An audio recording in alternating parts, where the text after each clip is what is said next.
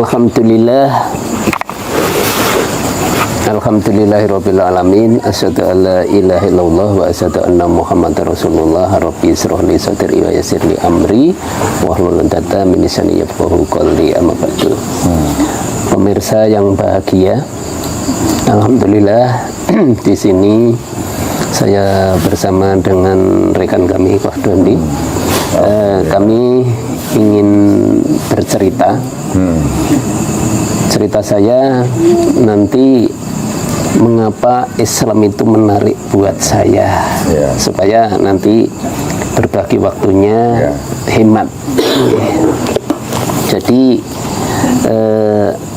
saya nggak cerita dari awal, dari kaitan dengan aktivis dan lain sebagainya, tapi saya waktu mencari sebenarnya agama yang benar itu yang mana, karena semua orang itu mengaku agamanya benar, semua orang, jadi yang Hindu, Buddha, pokoknya semua agama mengaku agamanya benar. Nah, maka dari itu kami mencoba juga belajar di kaitan dengan agama Konghucu. Saya juga pernah pengen belajar, ternyata setelah mengenal dewa-dewanya, ya semacam Dewi Kuan Yin dan lain sebagainya, ternyata saya kesulitan masalah nama-nama Chinese. Nah ini makanya ya saya mundur. Terus waktu itu dapat cerita menarik gini, dalam saya posisi mencari kebenaran. Jadi saya ini supaya bingungnya tidak sendiri. Jadi saya, para pemirsa kalau mengenal saya ini semua pekerjaan saya lakukan, termasuk saya dulu punya taksi, ya, karena saya pengen kalau menuju kemana-mana mencari kebenaran itu bebas. Nah, suatu saat saya pengen belajar kaitan dengan orang Chinese yang punya agama ini. Ternyata saya jemput dengan taksi, ternyata bukan dari agamanya itu Konghucu, tapi dia paham karena banyak orang yang semacam bermuka dua, ya. Kalau Pak Ragil tadi kan kurang ajar banget karena sudah Islam dakwah ke sana kan. Nah, ini kurang ajar banget ya kalau saya bilang. Nah, ini Cina ini justru suruh nganter ke saya, dari saya itu ke gereja Jalan Magelang, gereja Aletia. Nah, saya karena dia itu ternyata Protestan, ya. Terus tak tanya kenapa.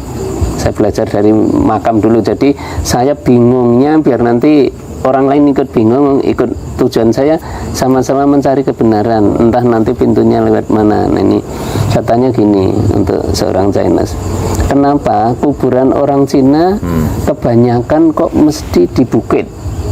Bener kan kak? Nah, Bong namanya, Bong. Ya, Bong, ya. Nah, itu ternyata di sana ada cerita gini, kalau mau naik ke surga itu biar deket gitu loh.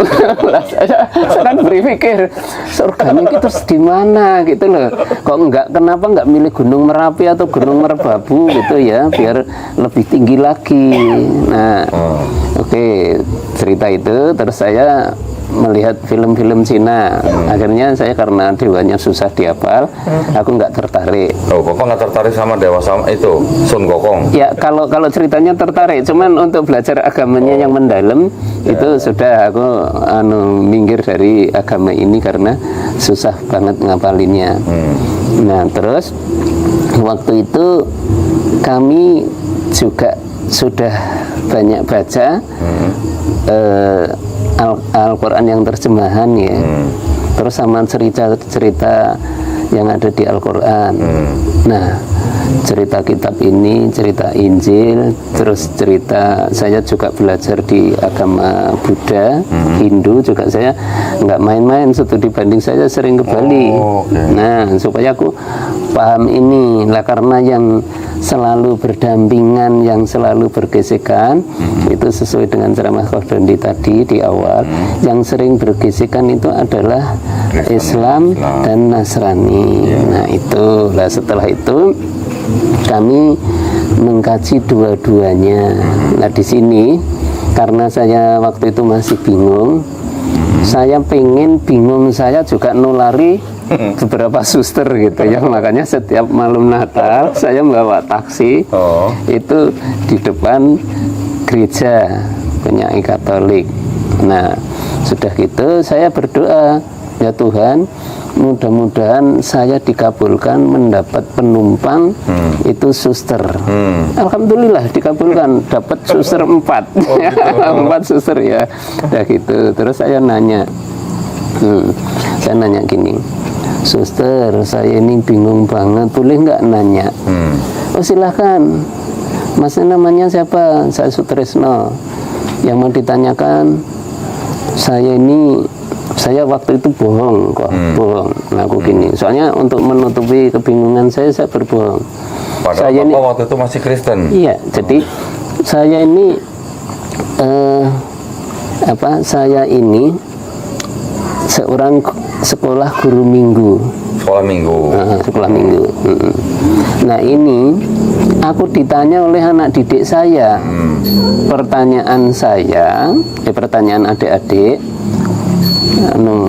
Pak Tris, saya ini bingung. Waktu itu tahun kan tahun sebelum Masehi, terus ada tahun Masehi Yesus lahir, berarti tahun lahirnya Yesus tanggal 1 bulan 1 tahun 1 Masehi. Kenapa kok diperingati tanggal 25 Desember? Nah, padahal itu yang nggak ngerti saya. Tapi saya pura-pura jadi guru sekolah minggu, karena kalau saya nanya itu kan malu. Masa udah gede gini nggak ngerti lahirnya Yesus gitu ya. Padahal setelah saya baca memang bukan tanggal 25 Desember lah. Ini kan biar susternya juga nyoba ngerti nggak gitu. Ternyata 4 suster ini menjawab secara pakai hati, spontanitas, bilang gini, kok iya ya, gitu, iya. Ya itu, wah berarti sama dong kalau gitu, yang bingung tidak hanya saya. Nah udah gitu, terus akhirnya suster yang paling tua menjawab gini, Pak supir, nggak usah dipikirin tentang lahirnya Yesus, biarkan saja anak-anak itu nanti kalau gede kan tahu sendiri. Wah payah ini, yang pengen ngerti sebenarnya saya nunggu anak-anak gede. Ya gitu ya, ya belum dapat jawaban. Yang penting imani saja. Nah itu jadi punya kartu imani. Enggak, sekarang nggak cuma imani kok Pak, sekarang ada flash juga Pak. Nah itu akhirnya saya sampai nggak taunya udah sampai ke susteran. Waduh ini saya pengen mencari teman-teman bingung yang banyak. Ini kalau gitu aku kembali aja ke gereja lagi. Nah tapi sempat empatnya kan bingung karena ada kata-kata kok iya ya, berarti dia juga nggak paham. Akhirnya saya balik, parkir di situ lagi, berdoa lagi, ya Tuhan, mudah-mudahan pokoknya penumpangku harus suster. Dapat lagi 4 ya. Suster lagi, berarti udah dapat 8 kan. Pertanyaannya sama.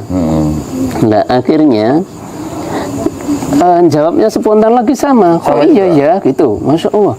Tapi waktu itu belum Masya Allah ya. Nah udah gitu akhirnya kok bisa 8 orang jawab kok iya ya, berarti di kalangan ini memang bingung. Nah sudah gitu akhirnya ada satu yang jawab,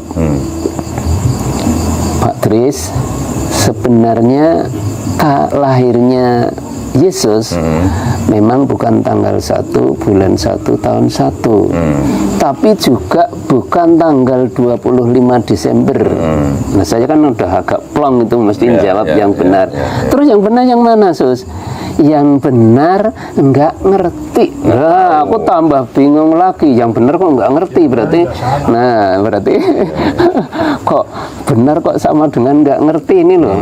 Nah, udah gitu. Terus terakhirnya sama sampai dengan tempat tujuan itu nggak ada jawaban buat saya yang istilahnya betul-betul menjawab dari pertanyaan saya.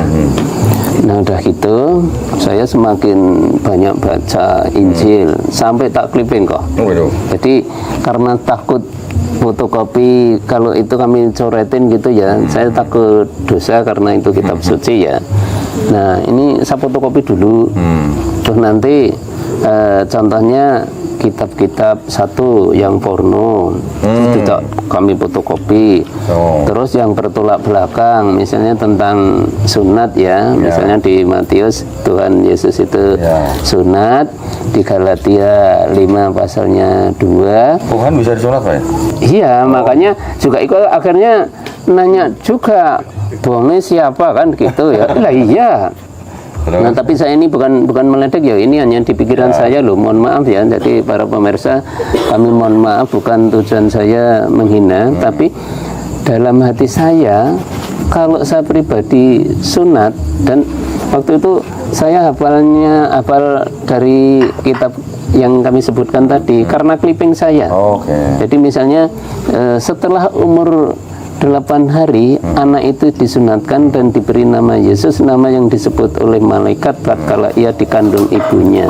Kan hafalan bener saya. Nah itu terus yang satunya tadi, aku Paulus berkata kepadamu bahwa seorang lelaki yang menyunatkan dirinya maka Yesus tidak ada guna bagimu. Matinya Yesus tidak ada gunanya. Nah tapi walaupun nanti kalau dibaca keseluruhan itu kamu mau sunat atau enggak itu enggak ngaruh gitu ya. Jadi nah ini terus aku mikir, di situ saya berpikir Tuhan sunat, Paulusnya sebagai rasul ya itu kok malah melarang, atau bahkan nanti boleh enggak, boleh sunat, terserah, enggak ngaruh. Nah itu kan kalau orang Jawa bilang kan leda-ledi. Nah itu terus kok bertolak belakang antara Tuhan dengan Rasulnya. Lah saya udah kadung sunat, berarti aku etiba Yesus. Iya kan? Berarti levelnya kan tinggi Tuhan sama Rasul. Nah, udah gitu. Terus setelah gitu saya ini ngumpulin banyak banget ya, yaitu nanti tentang puasa.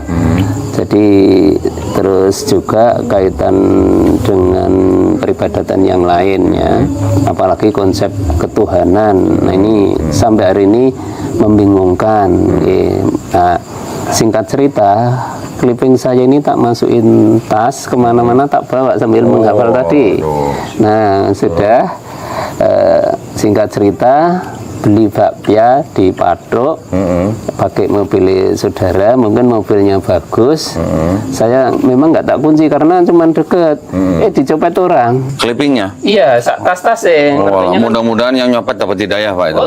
Saya doakan langsung. Aku mah kehilangan tapi nggak bikin hati saya mangkel yaitu. Tak doakan mudah-mudahan kalau orang Islam yang nyopet, kan ada ya orang copet Islam maupun agama lain, tak doakan mudah-mudahan jadi ustadz, saya bilang gitu, karena itu sudah bahan, sudah bahan matang saya.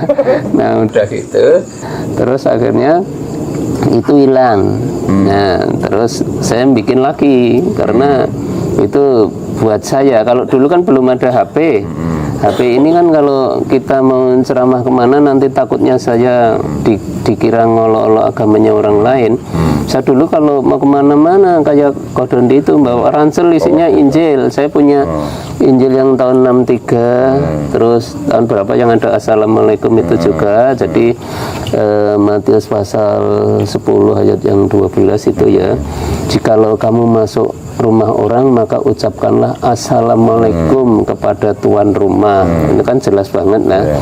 Yang sekarang diganti salam kepada tuan rumah. Padahal itu tak pelajari. Assalamualaikum warahmatullahi wabarakatuh. Nah, itu mudah-mudahan Anda selamat dan dapat rahmat dari Allah Subhanahu wa taala. Berarti doanya assalamualaikum ini dunia akhirat, nggak main-main. Maka ternyata hukumnya wajib jawab. Nah, karena saling doa mendoakan kan gitu. Pak, tunggu sebentar Pak, mohon Pak. Iya. Bapak ketika sedang mencari itu, Bapak masih Kristen. Ya, tapi sudah mintip-mintip mau masuk ya. Terus Karena profesi Bapak waktu itu apa? jadi saya ini kalau lulusan dari teknik geologi ya, dulu sebenarnya pengen kerja saya di Australia, cuman waktu itu pacar saya itu mau ke Jerman, mau ada yang bawa ke sana. Akhirnya saya batal ke Australia, istri saya batal ke ini, terakhirnya jadi berjodoh. Nah itu terus dengan adanya ini saya tahun 90 itu bersahadat di KUA juga. Nah itu sama istri. Nah gitu ya. Itu terus ini. Itu sudah menikah berarti? Ya. Atau belum? Menikah di terus langsung menikah di KUA bersahadat gitu. Ya, sekalian kan di situ kalau mau kan ada syahadatnya toh. Nah, itu jadi pokoknya di KUA Yogyakarta. Nah, udah gitu. Terus saya tetap saya kerjakan sebagai dakwah tadi yang ngajak berbingung raya tadi. Raya. Ya, karena saya ngajak orang banyak ya. Ternyata bingung, ya, Pak, ya? Iya, ngajak orang biar bingung terus dapat petunjuk. Nah, akhirnya saya mohon maaf kalau jatah nyopirnya misalnya kan saya gantian sama sopir saya waktu itu kredit taksi ya. Nah kalau nyopir terus nggak mampu, kalau dikasihkan sopir terserah sopirnya mampunya berapa nanti kalau udah capek saya yang nyopir. Nah saya memang sasarannya sering ke gereja-gereja gitu ya. Gitu. Nah suatu saat ini ada wanita, ini temennya Pak Ragil ini, pakai seroknya segini. Apa ya? Baju yang kurang kain maksudnya? Ya, roknya segini, terus ininya segini. You can see, bahasanya Jawa kowe iso ndelok. Nah, memang bisa. Nah itu waktu masuk gini, sekarang kalau di suka diledekin sama teman-teman. Lu Ustadz kok lihat udelnya orang lain kan gitu. Ya saya bukan melihat, tatkala nanti saya nutup pintu taksi kalau saya nggak lihat, ya kalau kena pantatnya aku kan dimarahi. Makanya mau nggak mau kan lihat, cari vitamin gitu ya. Nah udah gitu, akhirnya bener setelah masuk tak tanya, Mbaknya ini tadi dari gereja ya? Kebetulan dapat yang galak kok. Sudah tahu dari gereja kok nanya gitu. Enggak Mbak, kalau Anda dari gereja malah tak urus, kalau Anda tadi dari pasar aku malah nggak ngurus. Loh bedanya apa? Lah iya, coba sekarang Mbak kan bawa Bible, iya coba dibuka, ya dibuka. Di mana Mbak? 1 Korintus pasal 6 ayatnya 11, insya Allah masih ingat ya. Nah, bunyinya gini, seorang perempuan yang bernubuat kepada Tuhannya, maka ia harus menudungi kepalanya. Bila mana seorang perempuan bernubuat kepada Tuhannya kok tidak menudungi kepalanya, maka ia harus menggunting rambutnya alias gundul atau botak. Lah kalau perempuan kok gundul atau botak menghina kepalanya sendiri alias bilang mau wajib tapi pakai muter kan gitu ya. Nah, loh, ini bener di sini ada Pak. Nah emang, nah ini tak pancing akhirnya.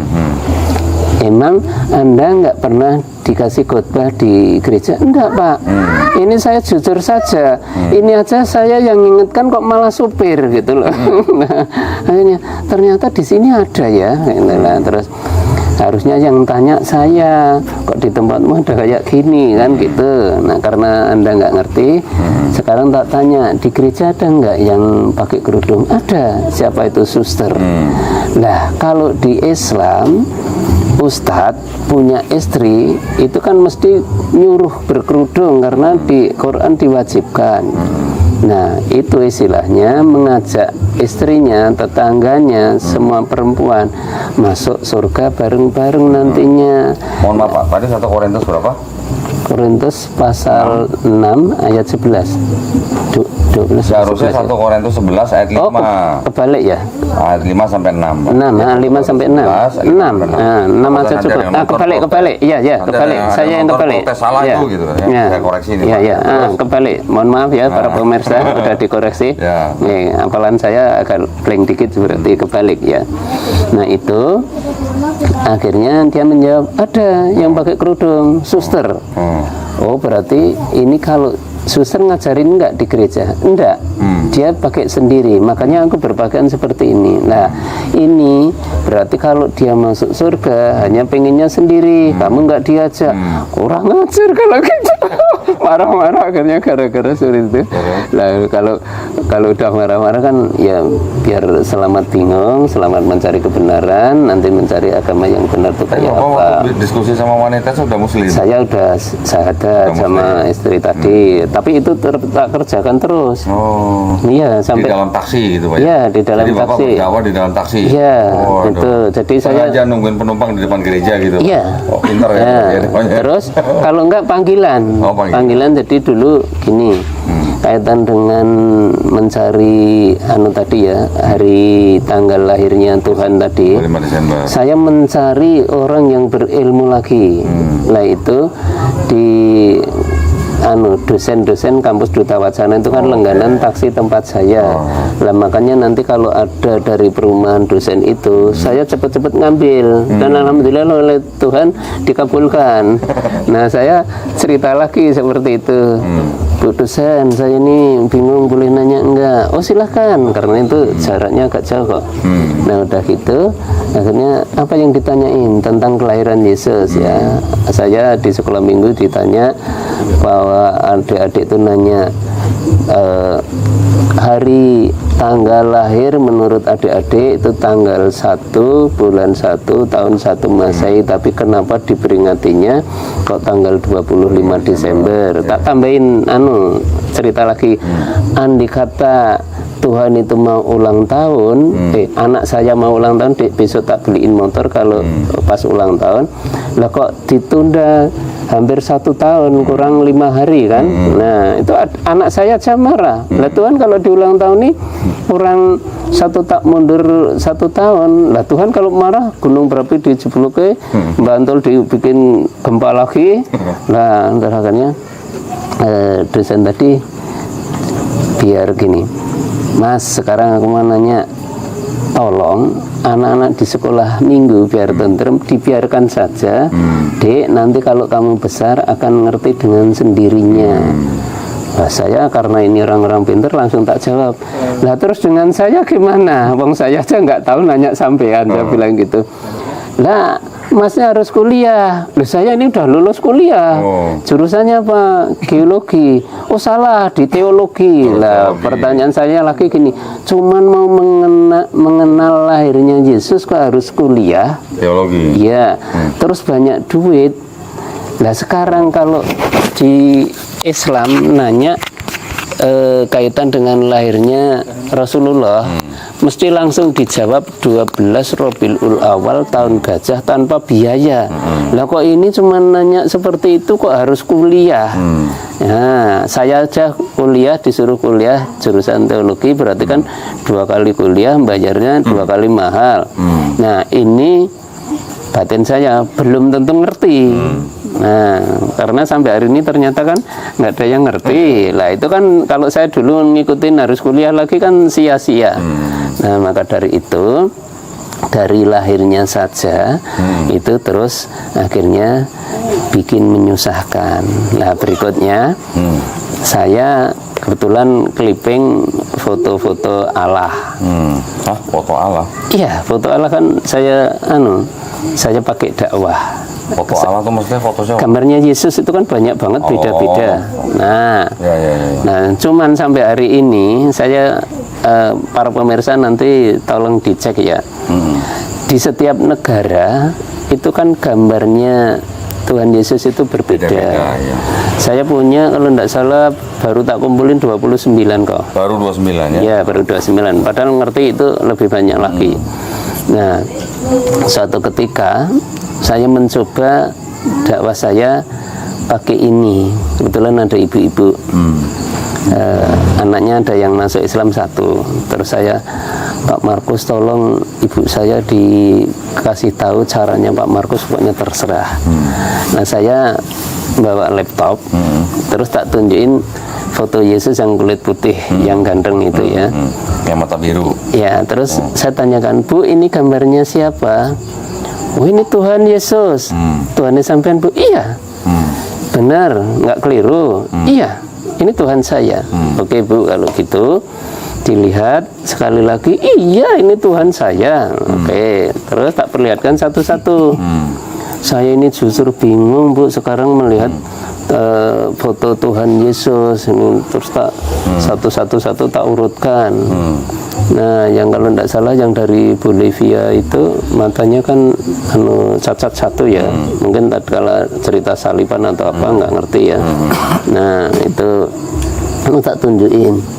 Bu, kalau di semua negara punya Tuhan, misalnya sekarang di Indonesia saja, kalau presiden itu ada 2, nggak usah banyak, itu mesti berantem. Contohnya kalau di hutan, makanya ada raja hutan, ya. itu karena berebut dulu berantem, pemenangnya adalah singa, maka disebut raja hutan. Lah ini yang dikata Tuhan Yesus dari beberapa negara ini pengen berkuasa, ini kan hantaman dulu. Lah Tuhannya ibu yang ganteng ini masih dimusuhkan dengan yang hitam tinggi, ini kalah kan. Udah gitu, udah akhirnya iya ya, aku kok jadi bingung ya. Tuhan yang ini kalahan, Bu, karena ganteng kalah gagah dengan yang lain.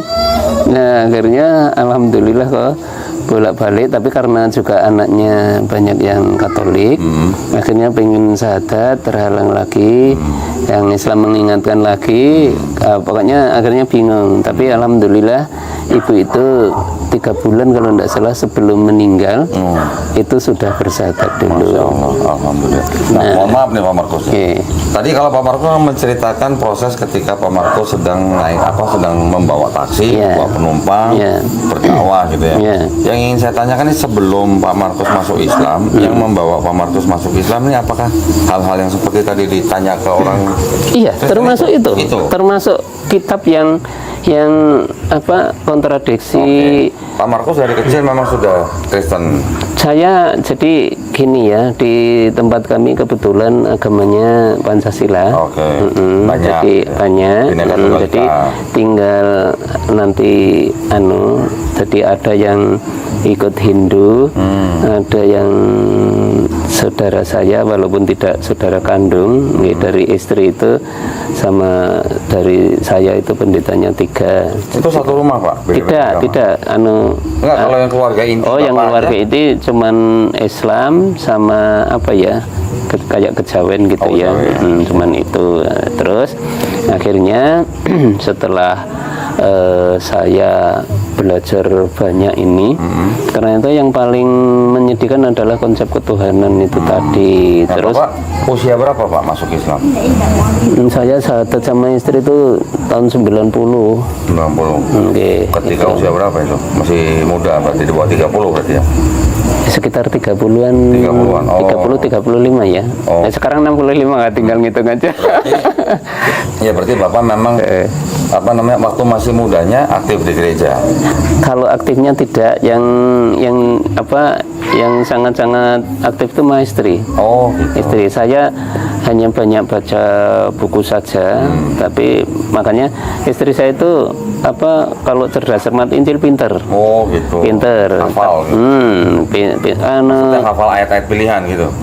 Ya mungkin seperti itu. Kalau saya kan memang tak pelajari gitu, ini bisa Tapi seperti dulu Bapak di ini. gereja hanya jemaat aja. Iya, seperti jadi bukan aktivis tapi setelah saya banyak baca buku itu saya alhamdulillah bisa menandingi istri hafalannya. Buku apa saja Pak yang dibaca Pak? Itu benar juga tuh.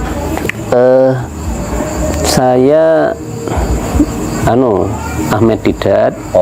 The Choice. Nah, terus bukunya. Jadi waktu Bapak masih Kristen sudah baca buku The Choice?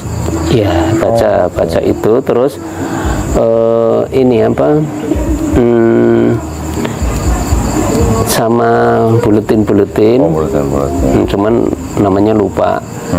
Terus Injil Barnabas. Barnabas.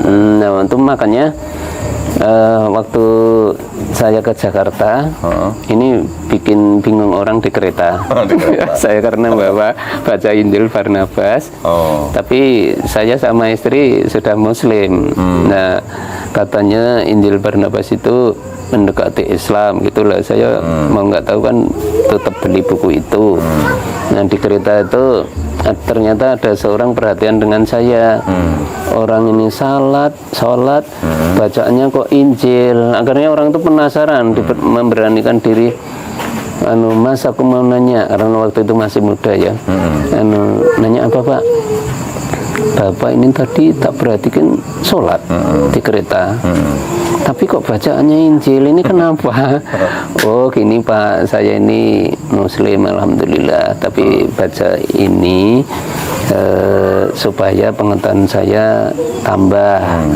Nah, katanya Injil Barnabas ini dekat dengan orang Islam. Nah, saya sejak dulu, termasuk Pak Jalal Mohsin ini, saya dulu dekat juga kebetulan. Nah, ini terus sama yang beli tanah tadi, Ustadz saya, Ustadz Sunardi Sahuri di Dewan Dakwah Jogja, itu yang menaungi kami punya komunitas Majelis Muhtadin, itu orang-orang muhtadin, orang yang mendapat petunjuk. Jadi saya ini ketua Majelis Muhtadin di Yogyakarta sekarang, sudah periode ke-3. Nah, ini di situ apa-apa kalau ada apa-apa yang melindungi Pak Sunardi Sahuri ini, tapi sudah almarhum ini orangnya kaya, jadi seorang kiai punya supermarket 7 atau 8, pom bensin dan lain sebagainya. Pokoknya ini kiai perlu dicontoh karena ya kaya bener dan untuk dakwah bener. Jadi dia kalau ceramah kemana-mana itu dikasih amplop, diterima dulu, terus nanti disumbangkan di situ. Nah, mohon maaf Pak, tadi Bapak cerita Bapak bersyahadat bareng calon istri waktu itu, bersyahadat langsung nikah di KUA gitu kan. Nah, kata Bapak tadi istri itu aktif di gereja, berarti istri sebenarnya lebih paham Bible daripada Bapak. Iya, waktu itu. Tetapi gimana ceritanya istri kok sampai akhirnya mau ikut masuk Islam gitu Pak? Ya, jadi ya namanya cinta itu kan ngalahin segalanya ya. Nah, akhirnya waktu itu mungkin pikirannya istri kan gini, pokoknya aku kalau sampai udah nekat ke Islam, dulu pikirnya gini, pokoknya nikahnya di KUA, tapi nanti masing-masing. Ya, pikirannya masing-masing gitu. Nah, karena dia juga bekerja di Yayasan Nasoroh juga, jadi seorang perawat. Nah, udah gitu, akhirnya begitu syahadat, ini tidak terus masuk Islam terus sholat dan lain, enggak. Pokoknya aku sering tak tagih, ayo dek sholat, besok aku pengen bisa sendiri. Setiap saat itu sampai dengan 4 tahun kok, nggak lama banget memperjuangkan ini. Suatu saat pas ulang tahun itu tak kasih hadiah buku pesalatan, sama waktu itu apa ya, kalau tidak salah sajadah, kalau tidak salah. Nah, udah gitu Istri saya memang cerdas, jadi langsung begitu ngasih hadiah. Aku ngerti dalamnya. Mesti ini buku persalatan, akhirnya tak buka sendiri ya. Ya, dia punya apa ya, feeling itu bagus memang. Ya, jadi kalau di rumah misalnya ada tamu, saya nggak bilang, itu begitu masuk rumah langsung nanya, Mas tamunya siapa? Padahal aku belum ngomong loh. Nah, itu feelingnya bagus. Mungkin tadinya di Aspak nggak ada rokok, jadi ada rokok Aspak. Enggak, aku nggak ngerokok. Enggak, maksudnya karena ada puntung rokok, ada tamu jadi, gitu mungkin. Jadi nggak disediainin Aspak. Iya, nggak tahu itu punya anu tersendiri. Udah gitu. Nah, suatu saat yang nunjukin bahwa istri baca buku persalatan itu kutu busuk, bahasanya Jawa tinggi.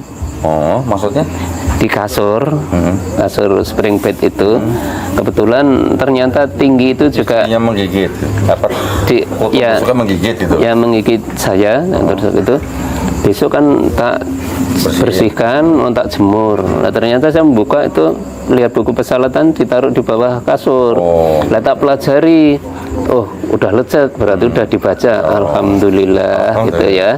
Lalu suatu saat memang Allah menunjukin ke saya bahwa hasil ngomong kamu itu nggak sia-sia. Itu 1:30 saya pulang dari nyetir taksi.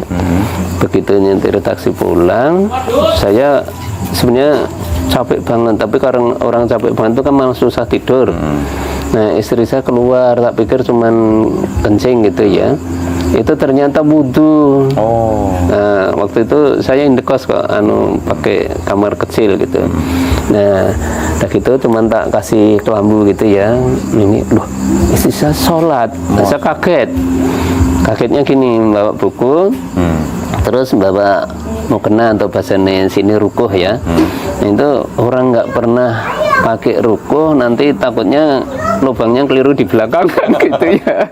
Saya punya pikiran berapa lama gitu. Pak dari masuk Islam sampai sholat Pak? 4 tahun, makanya lama banget. Tapi setiap saat tak take, ayo sholat deh, besok aku tak pengen bisa sendiri. Nah udah gitu, makanya ada banyak cerita lucu orang yang nggak ngaji tadi. Nah ini terus udah sholat, ketemu Ramadan, sholatnya aja tiap isya kalau aku tidur, lainnya itu nggak sholat. Nah udah terus begitu dia itu sudah sering sholat, terus nemuin bulan Ramadan. Nah saya bilang gini, Dek, ayo sekarang kita sholat taraweh. Nah, Mas besok aku tak bisa sendiri. Jawabnya tutup sama tuh. Nah terus saya gini, Allah kemarin udah sholat tuh aku ngintip gitu ya. Sama ngintip tuh, yang ngintip istrinya sendiri nggak dosa kok, tak bilang gitu. Alhamdulillah ya ceritanya Pak Markus tadi ya, berarti perjalanannya Pak Markus dari mulai meneliti sendiri berarti ya, sampai akhirnya malah berdakwah di dalam taksi gitu ya. Alhamdulillah. Sampai hari ini tak lakukan, tapi sekarang tidak di taksi. Jadi nanti kalau tempat saya ada tamu, tempat saya kan dipakai pembelajaran herbal. Nah, itu kemarin belum lama ini. Nah ini cara saya ada tamu, kebetulan 4 orang, agamanya 4. Beda-beda agama semua? Iya, Protestan, Katolik, Islam, satunya Buddha. Nah kebetulan pas puasa tak tanya, ini pada puasa apa enggak? Yang Buddha duluan jawab, saya tidak, aku agamanya Buddha Pak. Terus yang Islam, aku puasa Pak. Terus yang Katolik, aku biasanya yang Protestan yang dari NTT, Pak aku biasanya puasa, tapi hari ini tidak. Itu terus yang satu, enggak, aku puasanya kalau kebetulan pas Prapaskah. Nah, terus tak tanya, Bu aku mohon maaf, tolong dikasih tahu ayat yang di Injil, kan semua bawa Injil kan, di HP-nya mesti ada, saya bilang itu. Yang Buddha juga punya? Bukan, maksudnya yang 2 itu. Yang 2. Nah, tolong aku dikasih tahu puasa yang perintahnya di Injil Prapaskah itu di mana.